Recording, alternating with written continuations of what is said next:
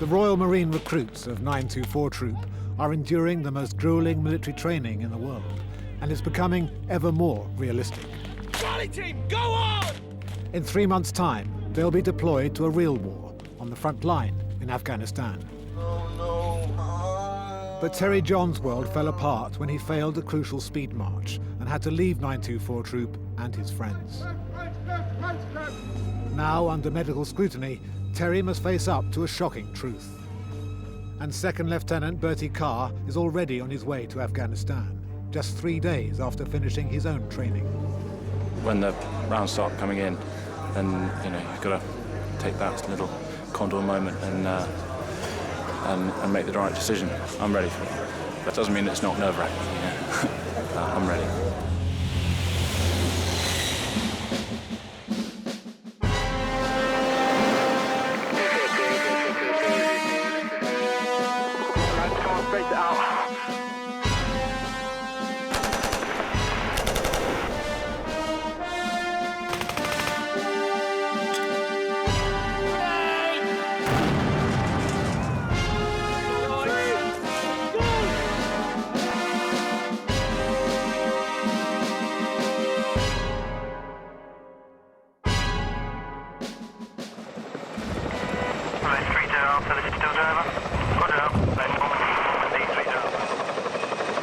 The only way into Kajaki is by helicopter.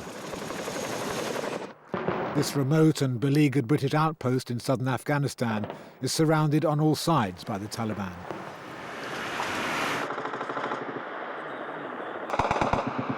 And it's to here that Second Lieutenant Bertie Carr has been posted. Right, we're getting stood to because there's a bit of gunfire and it sounds like a couple of mortar rounds going off. Don't really know what's happening. But this is sort of, the daily thing here. Virtually all civilians have fled the area.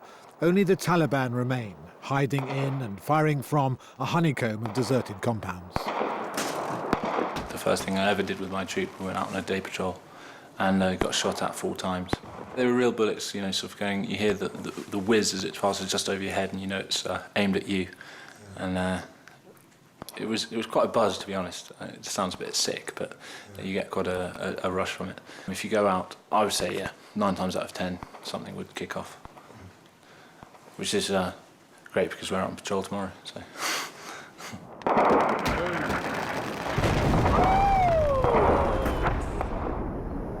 Reshaping the air. Left, right, left, left. 924 Recruit Troop back in Devon is already earmarked to join Bertie Carr's unit in Afghanistan as soon as they're through training. Today, they're about to attempt the gruelling Bottomfield pass-out. A series of extreme physical tests that have remained unchanged since 1946. Right, fellas, consider yourselves quite privileged what you're about to do today, OK? The Bottomfield assault course is unique. You've all had enough physical training to get you around that, OK? You're all fit enough to get around there now. Everyone feeling good? Sir. Good stuff. These tests must be passed to stay in training, and the recruits face them with varying degrees of confidence. I'm not worried at all, man. Really confident. Shitting myself, to be honest. Yeah. Well, you can only do your best, won't you? Just give it everything you've got. No, I don't know. We'll see what happens. Do my best. Another recruit worried yesterday after a fall in practice is James Williams. Yeah, it's just a fuck up yesterday. My legs went dead. Did you see me fall? Right, up to attention. Hurry up! Get on, let's go! 1, 2, 3, 4, 5, 6, 7, 8, 9, 10, 12.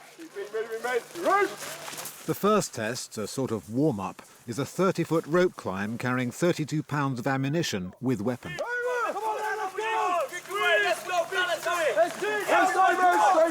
Climbing like this puts enormous stress on the arms, legs and stomach.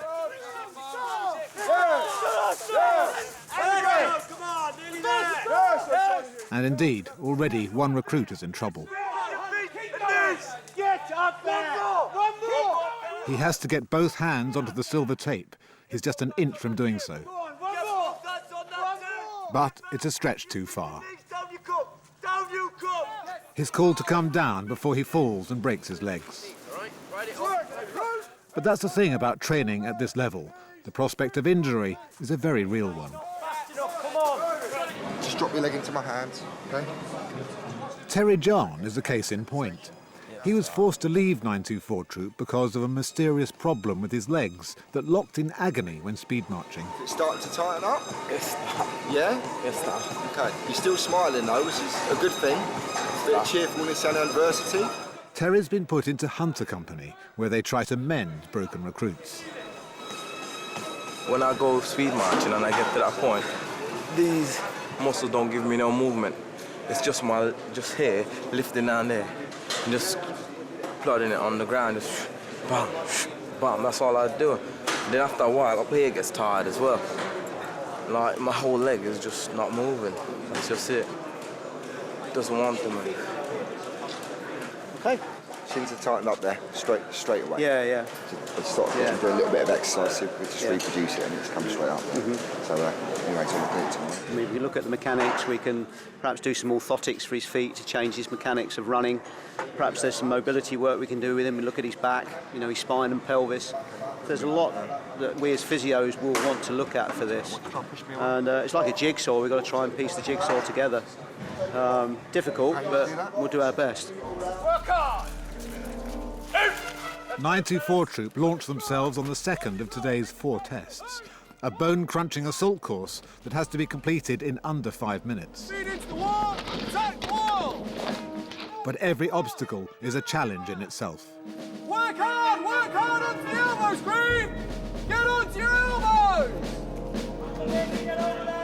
This sort of training is preparing recruits for the rigours of the battlefield. And it's battle fitness they're striving for. A robust form of fitness that demands an extra mental strength to withstand pain and injury. Let's go! Stay with it, Williams! Good lad, come on, let's go. Let's pull away from these two, smash them up, let's go. Come on, catch him up! Working hard! Keep going! Run across the zigzag wall, don't walk it, run it! Nearly there, come on! One more! Let's go! Keep going! Lose that rear leg! Speed it up! That's it, attack it, Aaron Smith, good lad, come on.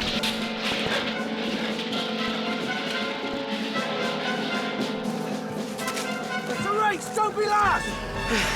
The 12-foot wall is the end of the assault course. Anyone coming in even a second over 5 minutes will have failed. Maxwell, stop!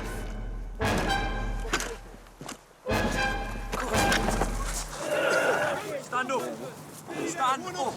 Come on! Immediately after this gut-wrencher, believe it or not, worse is to come as soon as they've caught their breath. For these recruits, of course, training is relentless. But even when they get to the front line, training will not stop. Bertie and his men, preparing for a big patrol into enemy territory, hone some of the skills they might have to call on. One of their most important tasks will be to check and clear enemy compounds, but to do that, they have to get into them. And sometimes the only way is to blast their way in with a bar mine. Okay, when you're ready, let's stand by. When you're ready. Okay, assault team 2, stand by. 1. Go. Go. Go. For Bertie, who will be leading tomorrow's patrol into very dangerous territory, this is all a very steep learning curve and a far cry from his chosen subjects at university. I did philosophy and economics at Bristol. But it doesn't really matter where you come from, what you've done. We have grads, non-grads,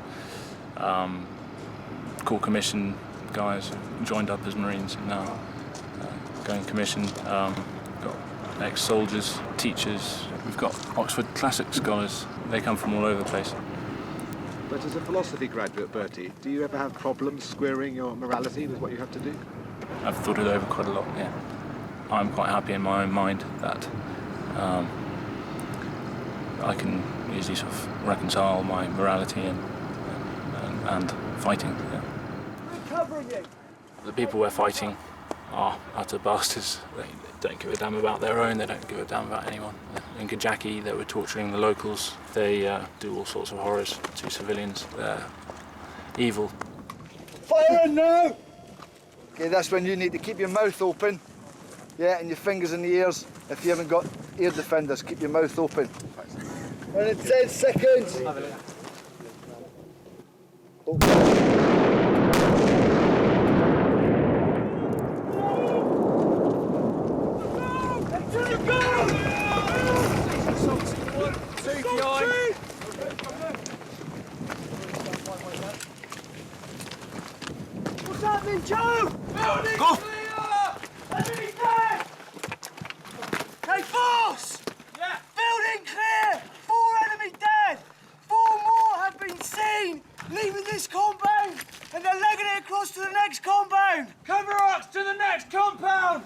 Bar mine practice over.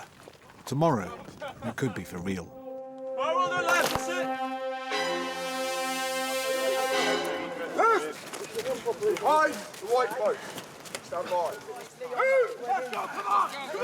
Go, let's go, you lot, let's go! Push! The recruits of 924 Troop start the third of 4 tests they must pass to be able to carry on training. How hard do you want this? All the way through. This one, the Fireman's Carry, is a 200-metre sprint across muddy ground, with each recruit carrying not only his own equipment, but another fully equipped man on his back. The time limit, just 90 seconds. Head up and start moving those legs. You are not going to fail, Skin. Stop. Of all the tests, this is perhaps the most critical, because it's preparing recruits for the evacuation of wounded comrades from the battlefield, a primary duty. Stop making fucking girly faces and start moving! Moving! Stop moving yourself! Come on, don't walk! Come on, steps, come on! All the way, don't stop! Good effort. Okay, stand up. All through there. Keep going! Go, William! Come on, Williamson, beat him in, Williamson! Come on, keep driving! Keep driving, don't stop! Don't stop! Keep going! Keep going! Put him down! Stop now and you're toast! Get in there! Walk on your feet! No, fuck! Come! Come on, start driving yourself and stop fucking whining! Walk, Kirk! Come on, drive! Well, stand up, mate. Stand up, get somewhere. Get up, William! I'm a bit pride about yourself, William. Get up! Get him to the end. Even those that come in over time are encouraged to finish the course. There you go. Easy. But the tests are taking their toll on mind and body. 924 Troop, already down from its original 50 members to just 18, can ill afford to lose any more. So Orlando Rogers, the troop commander, is not happy. Not good so far. Not good. No, we've had far more failures than I thought. I thought there might be 2 or 3 from injury, but at the minute, we haven't passed it today. It's 7 at the minute. They've got reruns today this week. I'm hoping some of them will put out in the rerun, but not good for a first run through. Too far, get over there! For those who failed, there will be reruns later in the week, unless, of course, they're just too badly injured. You alright now? It's alright. Take nice, slow, deep breaths through them and you start hyperventilating. But those who remain must face the final and most technical of the tests, the dreaded full regain. The challenge here is to first lose your position on the rope and then regain it, using a strange swivel technique designed to overcome gravity, as well as the prospect of a good soaking. See, quality technique, now you know what's going on. That's it. Relax, fella. Those recruits who pass today will eventually graduate to the Tarzan assault course, an aerial course some 40 feet off the ground without safety nets, in which the ability to achieve a full regain could literally save their lives. Head back! Not throwing the head back. Look at the far cargo there. Bend.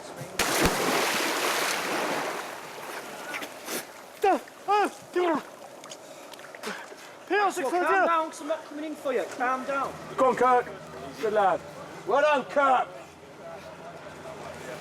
Right arm down the rope, right arm down the rope, right arm down the rope. Beat, rotate. Maria. Too early. You're beating too early. Beat, look up, look up, look up. You're not looking up. Look up the rope. Oh, shit. Urega, pass. Pomeroy, 422, pass. Hogan, you failed the fireman's carry. McCann, you failed the rope and you failed the fireman's carry. Heads up everywhere. Think about why you're here. Those of you who have got reruns tomorrow, but come back down here, clean slate, different attitude, attack everything that you do while you're down here. Everyone understand? Yes, sir. Everyone understand? Yes, sir. So go pick up your kit, fall in on the way. Go! After today, there will be more of 924 Troop joining Hunter Company, always full to capacity with over 100 injured recruits. Bruised my ribs, my muscle and my spine, so can't really crack on. I cracked on for a few weeks, cracked on for about 5 weeks, then after I did it, I wasn't getting nowhere on battlefield, so I had to basically see the PMO and he said, oh, come in, Hunter, until it gets better. No, honestly, I am proper gutted, like. Proper gutted. Although the basic Royal Marine training is 32 weeks, that is to pass out as an original member of a troop, statistically the average length of training works out to about 54 weeks. And just how long Terry John will be in Hunter Company is, right now, anyone's guess. If I was to give you a scale of 1 to 10, 10 being, if I hold your hand out like this, got an ice pick, and stuck it through your hand, Right. that's a 10. Say about a 5 or a 6. A 5 or a 6 that So is. it's quite. I want you to draw on that person where your problem is. You can shade it. Okay? There's loads of my troop that are injured, and you know, it's really hard. Training is a hard thing. Your training is you start out and everyone wants to finish as an original, but it's only luck that takes you through as an original, and you know, you're destined to be an original. You will be. Yeah.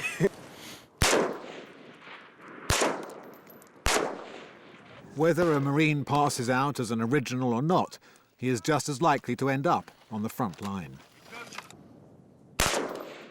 And that's where Bertie and his troop are now sharpening their firing skills for tomorrow's patrol into enemy territory. They'll be covered throughout by gun positions built on top of 2 nearby mountain peaks, one called Athens and the other Normandy. I hike up to have a look, threading my way through minefields laid down by the Russians during their invasion 25 years ago. These mines have already cost 1 British soldier his life and 2 others their legs. Yellow dabs of paint mark what I hope is a safe path, but it's tough going in the thin mountain atmosphere. Just moving now up to Normandy, following a very well marked path, which we must not veer from, because all around us mines have been laid by the Russians, so you just don't come off the path that when you do, at some considerable risk. It's quite a yomp. Every morning the lads have to follow this path, carrying supplies for their comrades up here, and in gun positions in Normandy. Quite a view as well. Astonishing view, in fact.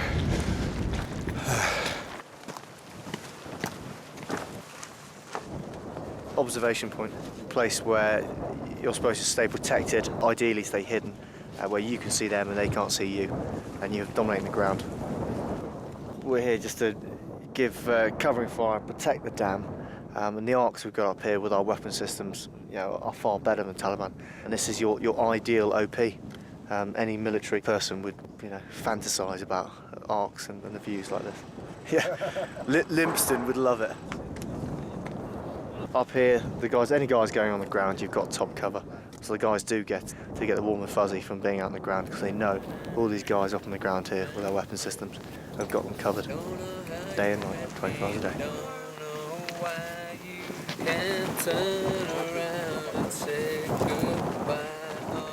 Apart from the all-important top cover, this OP, or observation post, also allows the Marines to build up a knowledge of the enemy, their movements, and even their way of life. Directly opposite, you've got Kalawak. Kalawak is the biggest stronghold at the moment, as far as we're concerned, with Taliban. Roger. We're seeing on average between 10 and 20 packs sort of living and moving around that area. There's no females, there's no kids, there's no nothing. They're quite bold and confident. They're moving out doing fighting patrols in 8 sort of man strength and clearance patrols as well, coming down into the southern part of Kalawak. Go directly up from the bend in the river. Yep. You've got a hill, if you like. Yeah? Yep. On the right side, you can see a lone bushy top tree. Yep. You go slightly up to the right, and you've got a square compound on the top, where we got contacted from there by something either like a wombat or possibly RPG. We think is wombat. One landed short, basically landed down near Tangi, and then the other one impacted just below us here. Right. So we found the firing point, basically hit it, and we stopped that attack happening anyway. Since we've been here, we sort of started to build up a pattern of life, and then we found a Taliban training camp, which has obviously been the main thing. Yeah. You see that little build-up of trees down there with the blue door? Yep. That compound is a Taliban training camp. Really? They've been doing training for about the last 4 weeks now, for about 3 or 4 days at a time. doing all sorts of training, arrowhead formation, anti-ambush drills, actual ambush drills. We've been watching them, so we've built up a very good picture of what they're up to. Also, if you go due sort of east of their location, we've got possibly a Taliban sort of commander, again, vehicles pulling up, and you know, you see them having chats, passing information, passing equipment over, and stuff like that. I mean, it's just like being in Northern Ireland in that respect, just building up a pattern of life. Oh, it's perfect for an OP. It's awesome. Up here, the priority is the enemy and their movements. Hunt! Come to the team office. Back in Lympston, however, the priority is 924 Troop. And right now, one specific recruit is in deep trouble. On his recent summer holiday, he wore a Royal Marine vest, even though he is still only a recruit. Taking photos of yourself, doing some Chad salute whilst you're in the Royal Marines vest, it's bad enough doing that, but then sticking them up in your bed space so the training team can see them. What do you think, we're going to be mega impressed that you go and put a Royal Marines vest on and you're not even a Royal Marine and go and give it massive? I bet you if some chick had asked you in a nightclub what that badge was, I bet you would have given it massive, saying, oh yeah, I'm a roughy tufty bootneck. I do all this, I did all this when I was in training. Wouldn't you have? You wouldn't have? So why, when you're on holiday ashore, are you walking around posing with your friends and family? Why? No excuse, sir. Okay, I understand that you can be proud of what you do. Blagging in a foreign country where there's possibly a higher security risk is not ideal, is it, Recruit Hunt? No, sir. It's not a thing we do as bootnecks, wear bootneck t-shirts and wander around towns and cities gobbing off about how we're bootnecks. It's the kind of thing honking, gopping people in the army do when they've joined some cake and arse regiment. We're professional enough, Hunt, so we're happy with what we do, and we keep it quiet. We're quietly confident, that's why we do well at what we do, Hunt. When people ask you what you say, you make something up. You don't tell them you're a fucking Royal Marines Commando. We don't brag about what we do, Hunt. You suitably embarrassed, Recruit Hunt? Yes, sir. Good. Right, where you go. Has anyone got any loose ammo? No, mate. Box. Should be one more bloke. No, it's Jackson. He's getting linked. Full mags only. Make sure everyone. Recruit Hunt survives the grilling and lives to fight another day. This time, along with everyone else, on basic ambush drills. When you get to your units, those that are successful and pass out of training, you'll get retaught exactly how they want to do it, and that's part of unit life when you get 924 Troop is now being introduced to exactly the sort of frontline soldiering they'll need to know when they get out to Afghanistan themselves. wagon, and you'll know if it's left or right flanking, Delta team holding fast, putting down covering fire, Charlie team into the assault if need be.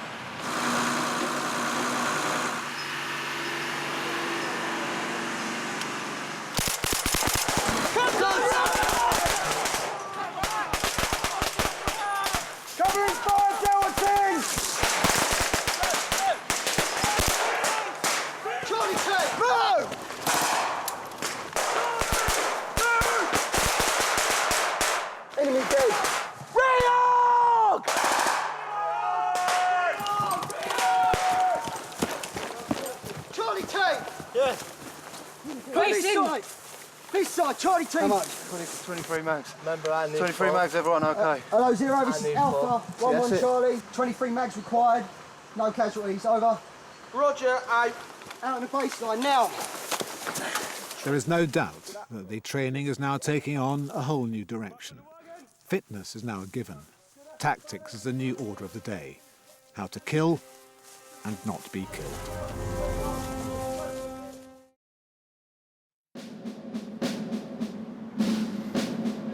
Just 10 miles away from the training fields, Terry John has been referred to a civilian specialist in Exeter to help try and establish what the mystery problem is with his legs. Just move your feet slightly further apart for me. Brilliant. Terry remains optimistic, but he still misses his old troop, especially as his friends are now well stuck into tactical training for the front line. I should have been there. For all that action in the field, that's what you get trained for all the time, ain't it? To be a soldier, ain't it? Not being there with them lads, it'll be well fun to look at some of their faces during that attack, honestly. So, yeah, the grenades going off and the machine guns going. As if you're like in Afghanistan or somewhere already. That's the feeling I long for, like, action.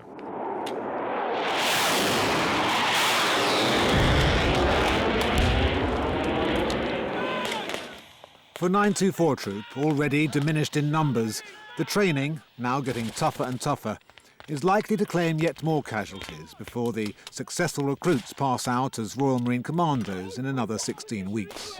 What fire position are you in, fucking Mongwell? Get down, leave the position! Bring on, Williams! Only the toughest and the luckiest remain as troop originals, like James Williams, who so far passed every test he's taken. When you used to talk about being an original, it was like, yeah, I'd like to be an original just to say, you know, I'm an original, it was a cool thing to do. Now, I'd like to be an original because I'd like to get this over and done with as quickly as possible. Because fucking... you're right. When we've done this shit, and knowing that Terry, if he carries on and gets through it, has got things like this to come, whereas we could be through it and done. Get it done, get it over and done with. Lads, keep the rounds going down! Your oppos are assaulting that position! K2 section, I want you to push up to the fence, secure up to that fence line and arch to our front. Dirty, hurry up! Hello, 30 Alpha, this is Normandy, radio check, over. Another day, another mission in Afghanistan. On the summit of Normandy, gunners and snipers stand ready to provide cover for Bertie Carr, who's about to lead his men, known as 11 Troop, deep into enemy territory.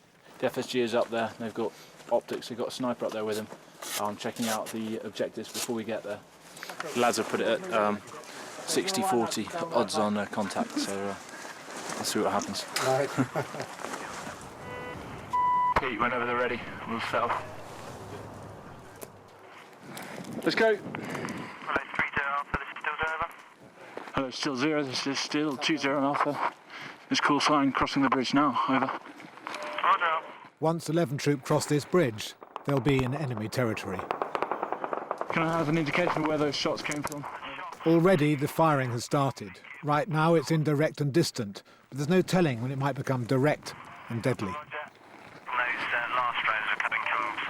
Bert is leading a reconnaissance patrol through deserted villages and compounds to gather intelligence on enemy positions. The Taliban, they just lie in position all day, all night, and just wait till we pop out and they can engage us. No, that's all right. Once we're behind Roshan Hill, we're in cover from that area. Lads, keep spaced out in the open ground. Space it out.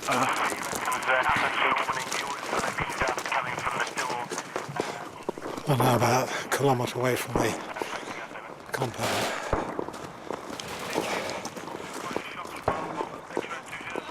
Shots have been heard, but not quite sure where they're from. Bertie makes sure that we're all spaced out, a good 20 to 30 feet between us. This is in case one of us steps on a mine or is hit by machine gun fire or rocket-propelled grenade. This way, only one person dies, and not a cluster.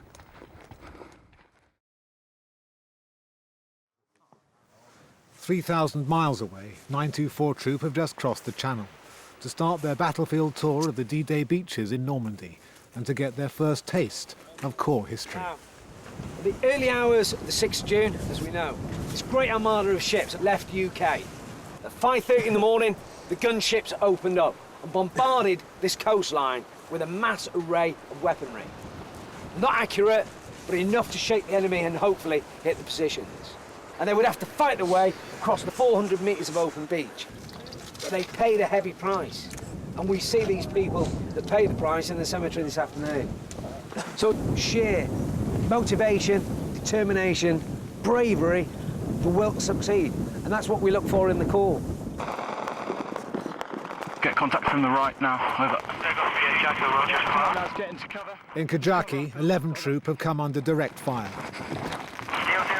Contact, grounds winging over our heads. The Royal Marine gunnery positions on the high ground, who can see the enemy from their vantage point, immediately try to suppress them with heavy machine guns and sniper fire.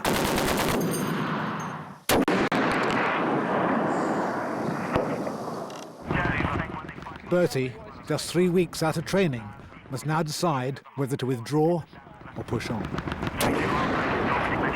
Eyes on. Yeah, they're engaging them. I'm happy to crack on because that's... Right, lads, Normandy are going to be engaging over our heads, so we're going to crack on to Caligol. Let's get going now. Out. Some of those call signs spread out of that trench, two bunched up there. To reach the compounds they want to search, 11 Troop now has to cross 500 yards of open ground. Right, just keep an eye on them. When we move out from here, lads, same order of march, and we're going to move across. Okay, if you look to your front, you see the compound that we're heading for? Yep. We're heading straight for that in single file. The threat as we move across there is obviously to the left, so be aware of that. And as always, just keep looking for your next bit of cover. With covering fire from the high ground, Bertie leads his troops forward. They haven't even reached their objective yet, and already they're coming under fire from an unseen enemy. Laid to rest here in this German cemetery, it's 21,222 Germans. Now, in some departments of France, including this, up to 25% of the German troops were non-German. They were captured prisoners of war, mainly from the Russian states, Lithuania, Poland, Czechoslovakia, Russia. And it was either fight for Germany or die. So they said, well, pass me the uniform, yeah? So we can't always class all of them as Nazis, Hitler, and all the rest of it, yeah? They're fighting for the same reasons that we were. Now, guys, the main dominating point in the cemetery is obviously the statue and the cross in the centre. And it's a 20-foot high column, and it's the tomb of the unknown.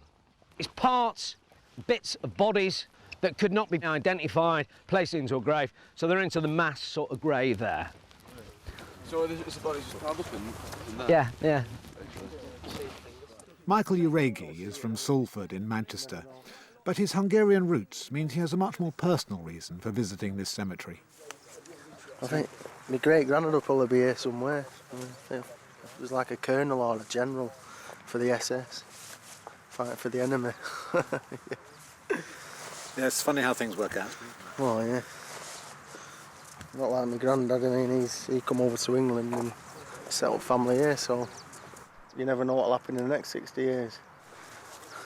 I think it highlights sort of losses on both sides. We can't just go to all the American and British graves. It highlights the mass losses on both sides, German and British. So the first time I've been here, it's quite interesting. I think also, especially this one, a lot of the plaques just say, one German soldier, two German soldiers lie here, never identified, never letters home to anyone back home. It highlights the kind of the scale that the whole operation was on, and so it's quite an important part of sort of core history, sort of Royal Marines history and traditions of the amphibious raids on D-Day. It must give them pride in their past. Oh, definitely, yeah, definitely.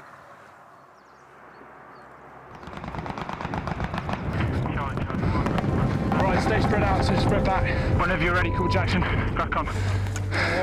Reed Barney, you secure rear. Yeah, actually, yeah, you secure it.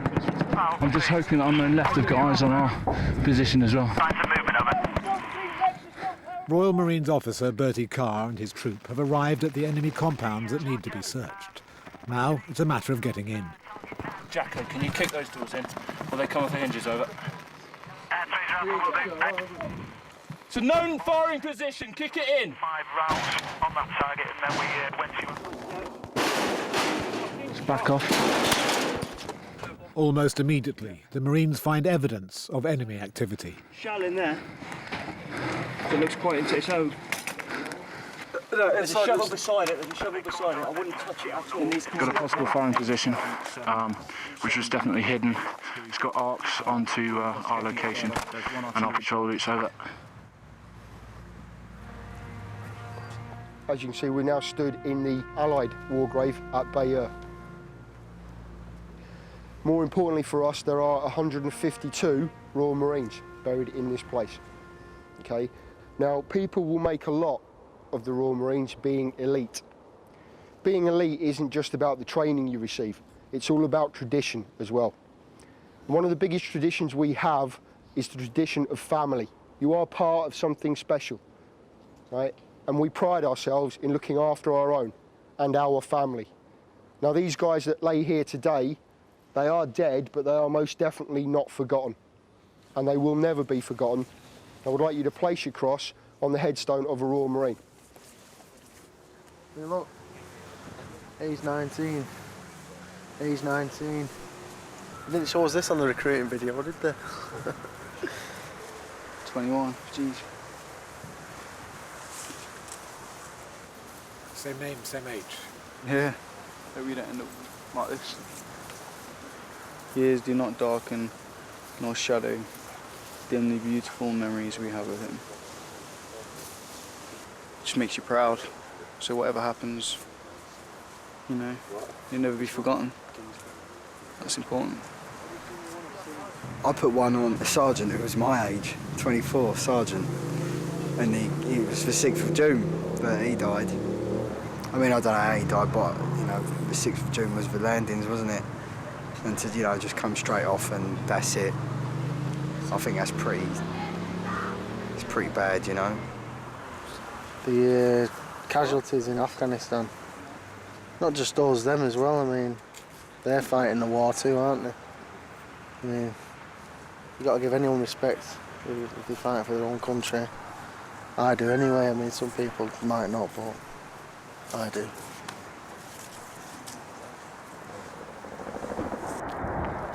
Can you get guys in that corner now? In Kajaki, Bertie Carr and his troop continue to investigate and map suspect enemy positions, knowing they could be targeted at any time. Clear. Boss, there's a couple of spent cases in there. Spent cases? Yeah. What size? Big, fucking bigger than .5. Called Jackson. Just off to your left, there's all these little huts and things. One looks a bit suspicious, got a little curtain on it, like a lying up position. Can you go and check it out? Any one of these dwellings could contain Taliban fighters. No chances are taken.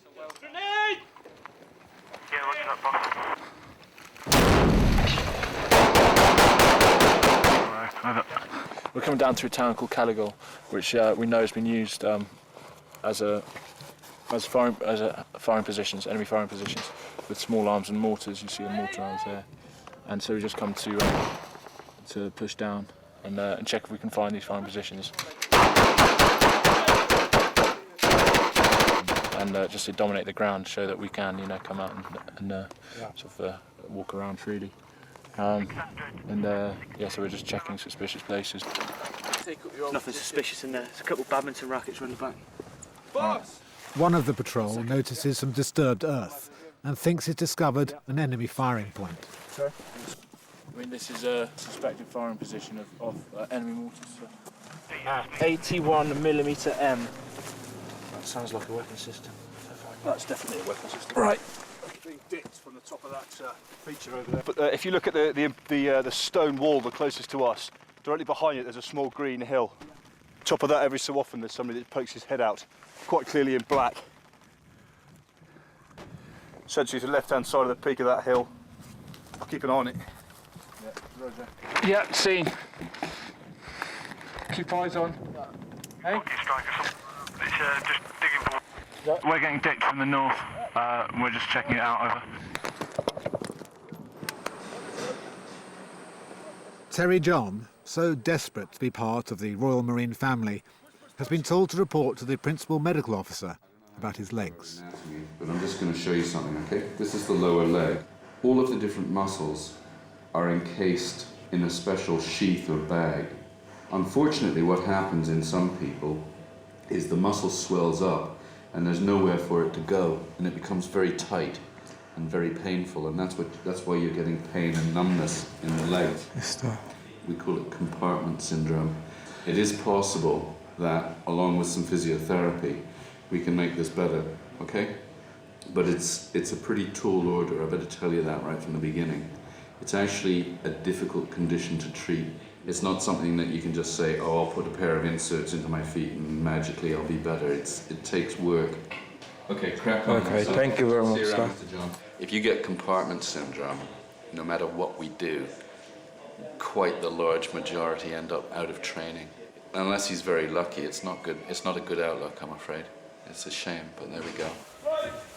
I'd love to, you know, go home, get married and all that, knowing that I have the green beret, knowing that, you know, my kids are going to, you know, come get born and find out their dad is like Royal Marine, doing good shit. It's a tough game. Play it to win.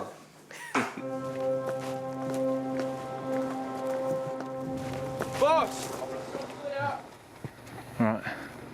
It's a ghost town, isn't it?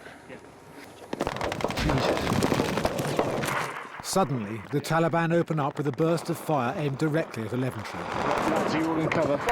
Let me move around. Provide fire support up the ground. Can you get up there and see if you Wait, get 2 over? section on me! 3 seconds to come under fire. Cheeky bastards. Contact. Wait out. Is there any chance we can go back around to the north and just see if we can flush anyone out? I'll try.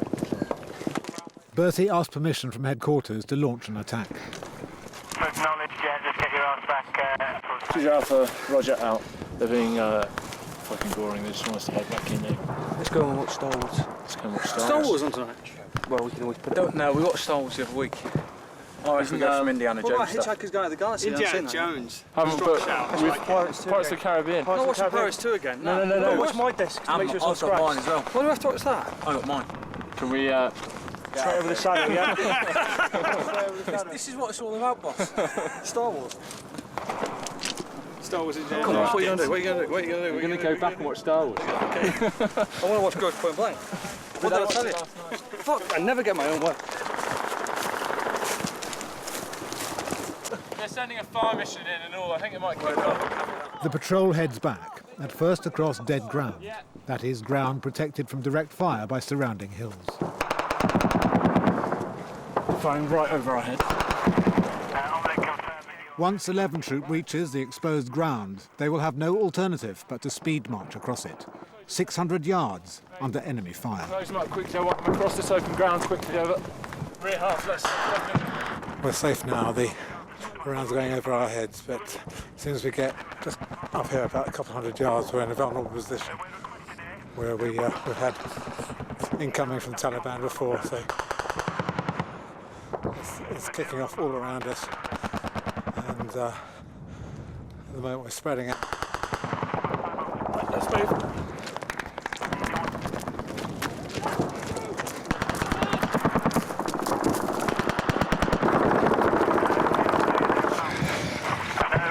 Bertie gives the order to speed march. The very thing that let Terry John down in training, I now realise could be for us right now the difference between life and death.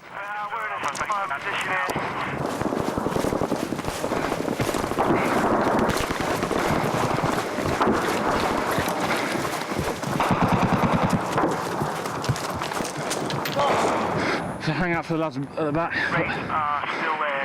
Good bit of fizz, lads. Courtesy of the Taliban. I mean, Ross, you look like you're at the end of a 6-miler. Is everyone in, is it? Yes, sir. All right, do you want to breathe? Let's get the fuck out of here. All right. We're not doing anything waiting around. Wait, 2 section on me! After a 6-hour patrol, Bertie leads his troop over the bridge to the safety of the Marine base. Mission accomplished, and no casualties. Berets, isn't it? It's like an attitude being built up in you of not like giving up or giving in on things easily. Honestly, I see it. While they have their Green Beret, it proves that they have that mentality also to like keep on going. Proves a lot, that Green Beret. It does. Separate you from all other men. Normal men. This is not normal. Nah. Everything down there. It's a clear, nice day today, isn't it?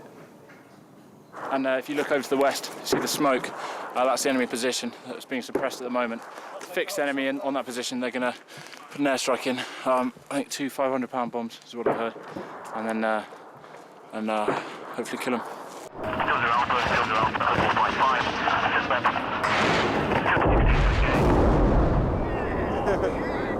It's quite fun sort of patrolling around with it going in over your head. The lads laugh at it, but I suppose it's only funny as long as, you know, everyone walks away okay.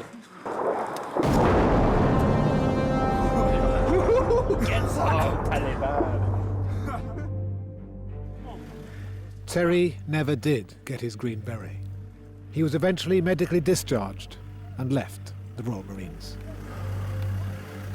I wanted to be a Royal Marines Commando. I wanted to be out on the battlefield, you know, experiencing the whole feeling, adrenaline rush, like being out there, and you know, it's your mates that you miss every one of them. That's the hardest part. I love them like brothers, actually. It's like almost a band of brothers type of thing. Back in Derby now, trying to live a normal life, trying to.